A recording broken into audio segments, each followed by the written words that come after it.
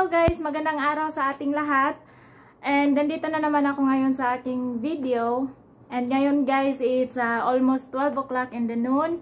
And ngayon, diba, nung nakaraang video ko guys is kumakain ako ng lunch with simple vegetable salad. Yung title ng video ko guys, kung natatandaan nyo guys, kung nanonood kayo sa video ko guys, di ba kumakain ako ng mulakia or saluyot siya guys sa Bisaya. Mulakia siya in English. So ngayon guys, na ipangako ko sa inyo na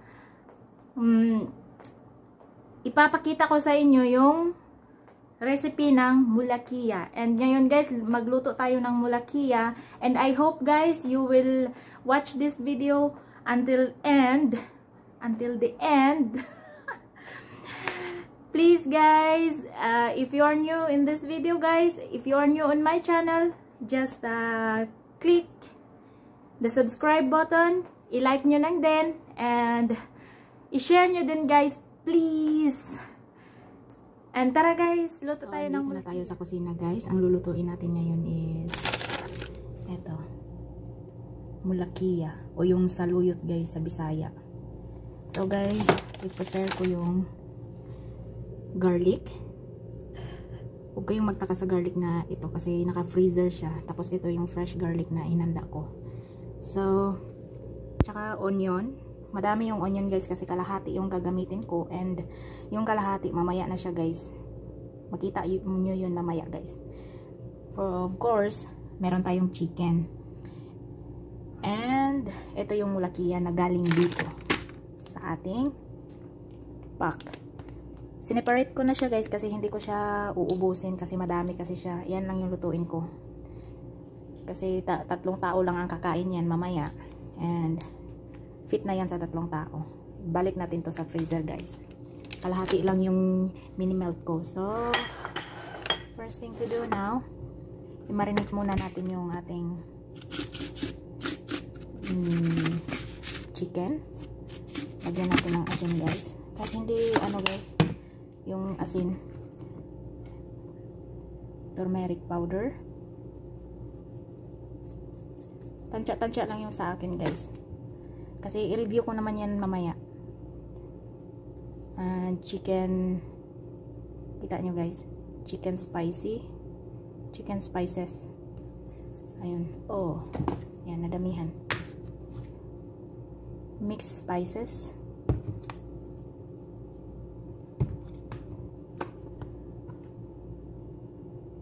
ground coriander. Ito yung gusto ko guys kasi mabango yung ground coriander guys, is mabango siya pag niluto mo. Of course, para mawala yung langsa niya, lagyan ko ng lemon pepper seasoning.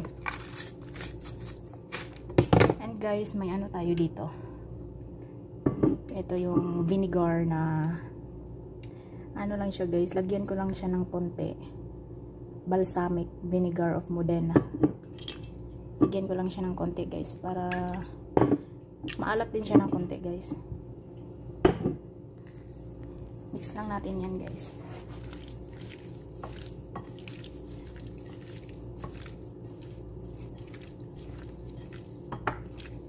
And after mga 15 minutes or 20 minutes natin siyang hayaan na ganito guys, saka na natin siya lulutuin guys. So balikan natin ito, takpan lang natin, balikan natin after 20 minutes or 15 minutes.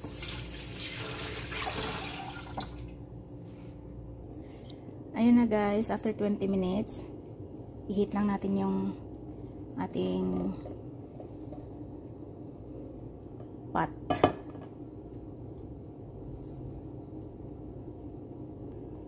After natin mapatuyo yung ating pot, lagyan natin ng konting mantika.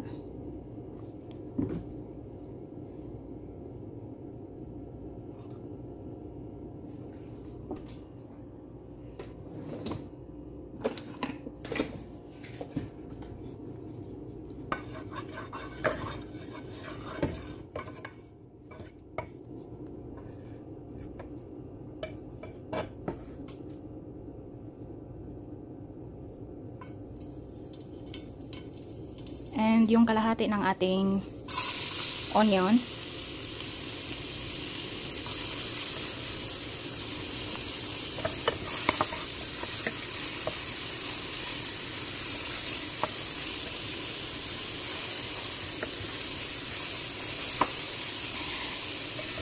Pasensya na guys, nahirapan ako mag-mix kasi nasa kaliwang kamay ko yung ginamit ko. Tsaka yung kanang kamay ko is nakahawak kasi ng camera. Ayun.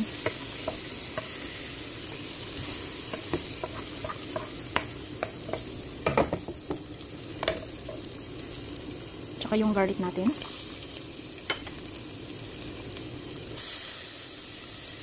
Masarap pag madaming garlic at saka onion guys. Mabango.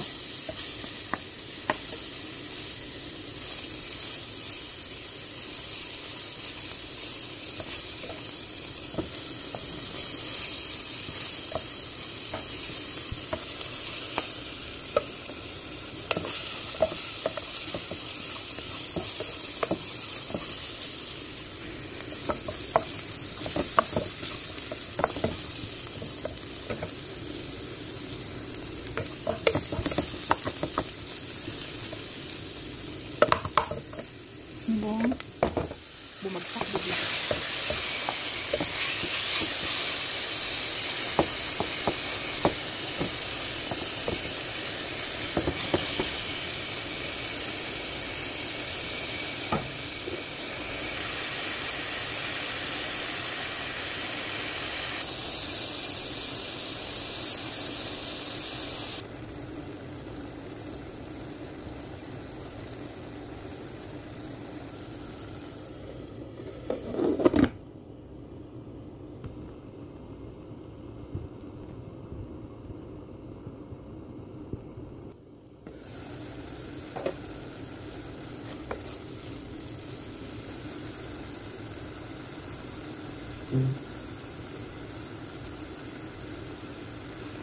Luto na ang ating chicken guys, no?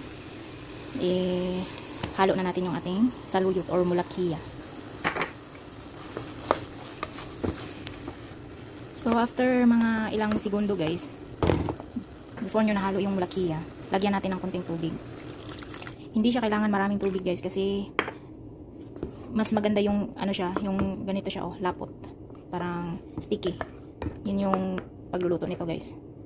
And hayaan na natin yan magkulo guys. Madali lang itong maluto. Kapag kumukulo na yan and kapag maluto na yan, so habang magpakulo tayo, transfer natin siya dito. Ayan, kasi may gagawin tayo para dyan. I-fried natin yung onion guys nga natira. Yan sabi ko sa inyo kanina na hindi ko siya uubusin kasi guys, mamaya siya pagkatapos ng lahat. Antayin na lang natin siya kumukulo guys, no? Madali lang siya maluto. Kasi luto na yung manok natin guys.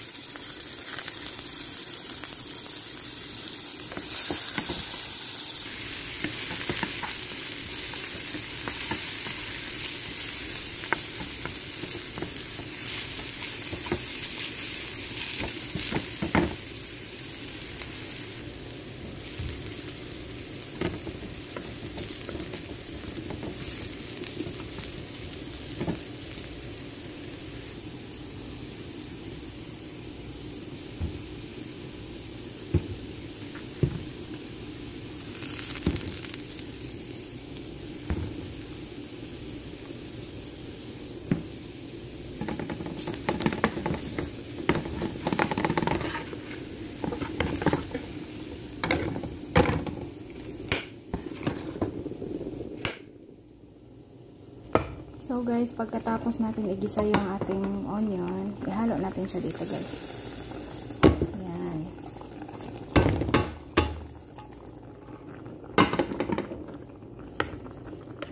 Ayun.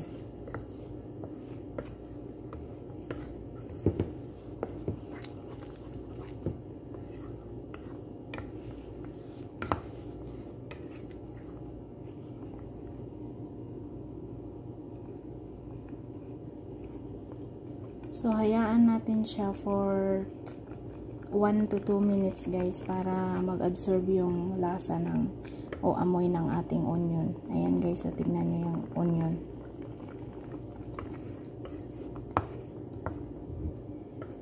Mabango siya, tsaka masarap.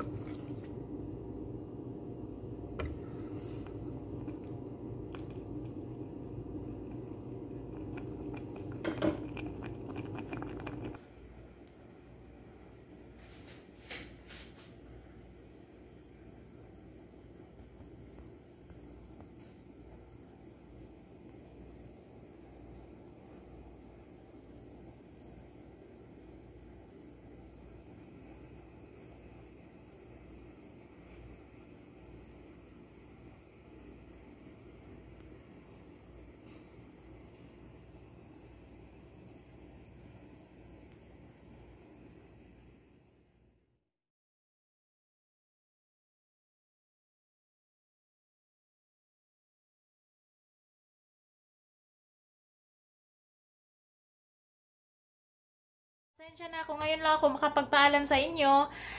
Ayun lang yung ating niluto kanina guys, yung saluyot or mulakia recipe. And I hope you like this video guys. And please don't forget to like, comment, share, and subscribe. And hit the notification bell guys para updated kayo sa susunod pa na mga video na aking gagawin.